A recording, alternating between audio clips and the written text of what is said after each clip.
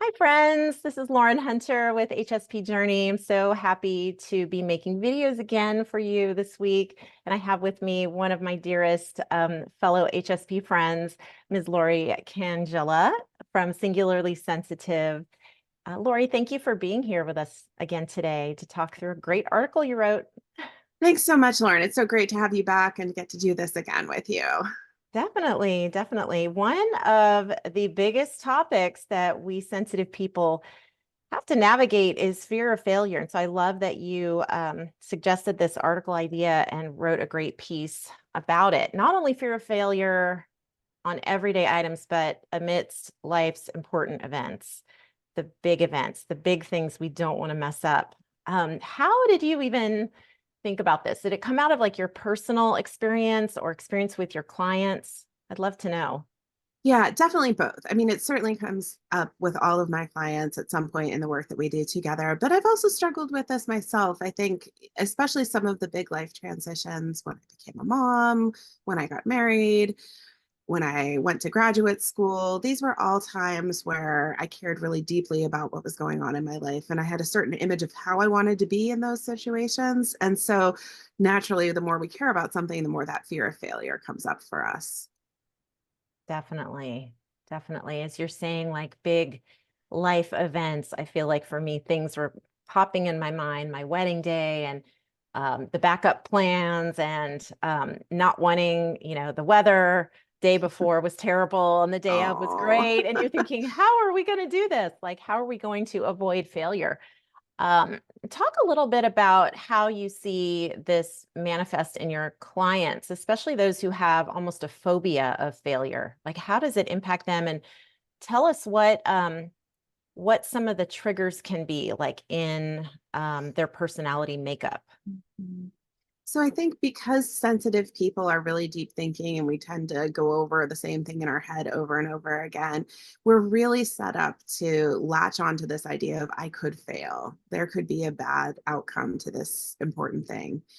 And it's hard to let that go. And then we start to feel into the emotions of it. We start to feel that in our body. A lot of people get sort of the fluttery stomach or the tightness in their chest that comes with that fear. For other people, it ends up being just sort of this almost physical weight of feeling like weighed down and bogged down by that fear. And it's really hard to shake those things without intentionally trying to bring ourselves out of those patterns. Mhm. But as far as triggers, it could be, the terrible thing is that it's both our successes and our failures that trigger more fear of failure down the end. Because if we fail, there's our evidence that we didn't do it once before, so we could fail again. And if we succeed, we feel like, okay, well, it's only a matter of time till it all catches up to me, and I do fail at something important in the end. Yeah, that So it really is catastrophization, tricky. right? That doom Yeah, feeling. Yeah. Wow. absolutely. Good things. In your article, you touched on those of us who maybe struggle with perfectionistic tendencies. How does that play into fear of failure? Yeah, I mean, as a perfectionist, I know this one intimately. Uh, it's Me too. it's hard because yeah, right. This is why we're all here. I think as perfectionists, it's really difficult because we tend to have such unrealistic expectations. And if we're saying that the only thing that we count as success is perfection, we're set up for failure right at the beginning. So there's a real mindset shift that needs to happen, but it's slow going. And, I think of it like managing a chronic condition where the perfectionism can creep back in even when we think we've gotten rid of it. And oftentimes, again, because these are things that we care deeply about, that's when the perfectionism is going to come in because it gives us that illusion that if we just work hard enough, if we just do Right. everything right, we can avoid failure entirely. It gives us that sense of control that we need Yeah. as perfectionists. Yeah, and I think for a lot of younger people, you can coast on that for a while through Sure. life, and then inevitably things kind of catch up to you, midlife, either with sick parents or your kids are not quite meeting your standards, or you are not able to do the things that you used to do, or there's a number of different things. Yeah, when you were talking about the perfectionism. Oh, I thought of one thing. Early married, my husband noticed, he says, every night before bed, you have the same routine. You go from the couch, this couch, fluff all the pillows, to that couch, fluff all the pillows. And then you like make sure there's no clutter over here. And then you go into the kitchen and you wipe things this way. And it was so interesting because I had never had anybody mention Mm. that before. And so fast forward a few years and a few kids, I will intentionally leave a little bit of clutter, a little bit of life, because to me, it says that I live in this space. I am a human being. It doesn't need to be perfect. It can be messy, and that means I'm living there and I'm inhabiting my body, the space, my family. So I tried to flip it and see it as a positive and not a negative. Um, yeah. That's So a great example of, that was a place where you could have fallen into the trap of that fear of failure, right? Like, oh my gosh, how am I going to keep everything just as perfect as it's always been now that I have kids and life is more full and complicated? But you really found a way to embrace that, like, success and failure aren't about, is your house like magazine ready?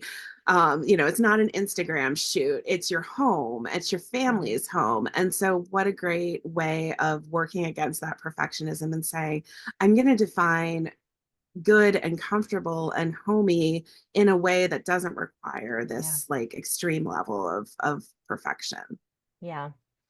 I actually challenged my coaching clients this week to leave something undone on purpose. I think of the story, The Velveteen Rabbit. It Yes. was written for a kid's story, Mhm. but it's got this incredible life lesson in it, and that the bunny rabbit isn't the stuffed animal. He's not real until he's loved and worn. And so it gives this kind of paradoxical picture of where value actually resides. Does it reside in every surface, everything super picture perfect, like nobody lives there? Because you all know, right? The second anyone comes home, they drop their bag, their shoes, they leave almost a trail around the house. Even if you like encourage them. I bought a new shoe rack for the closet not that long ago, and was like, okay, we have a new system. Got Nope, I'm still the one putting the shoes on the rack. It's like, so that being real, I challenged my clients because there is this sensitive tendency to present a waxy version of yourself. And how do you feel, Lori? Like if you get invited over to someone's house, maybe that you have not been to before, and it looks like Sunset Magazine, um, and everything, or Better Homes and Gardens,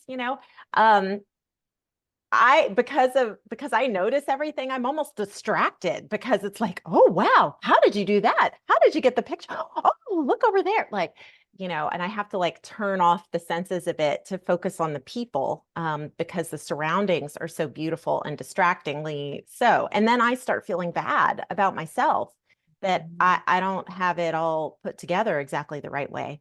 How do you navigate that?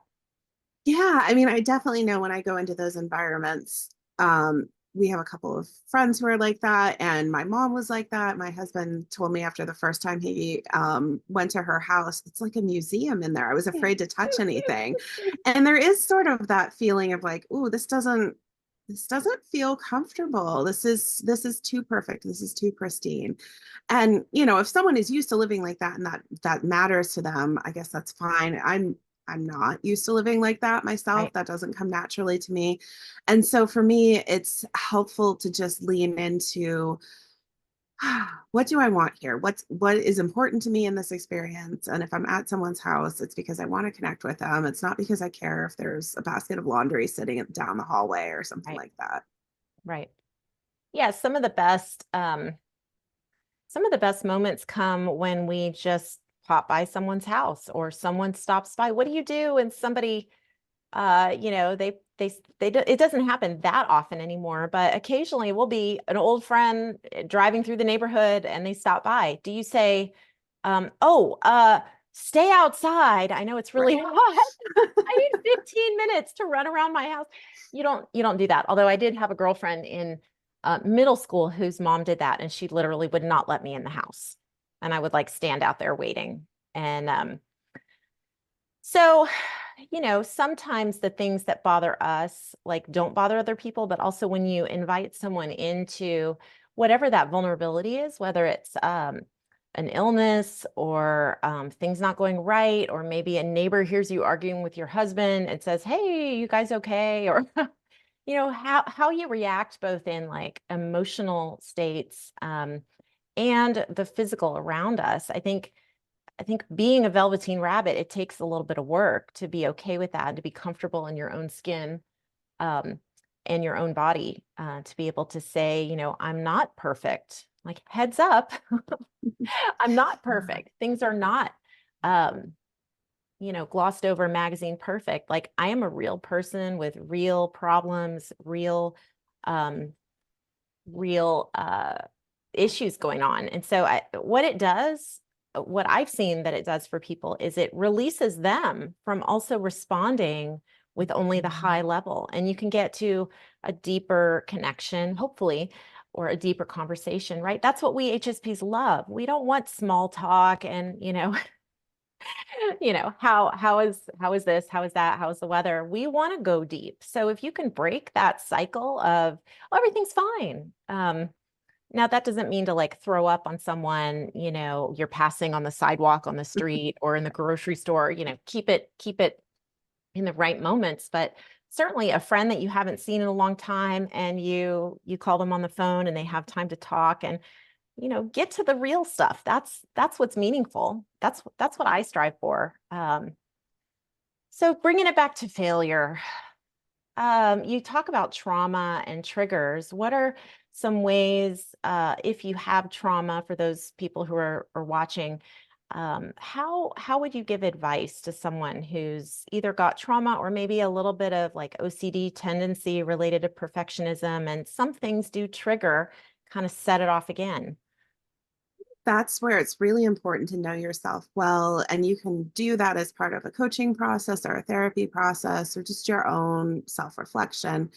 But getting to understand what those triggers are allows you to do a little bit of preventive work, right? So if I know that going into this kind of situation, let's say, I'm working with someone who's a student and they know every time there's an exam that it very much triggers their history. They can work on, what do I need to tell myself? What do I need to put into place in terms of routines? Do I need to be making sure that I get extra sleep or that I have some time to exercise and sort of move my body and let the emotion come through my body that way?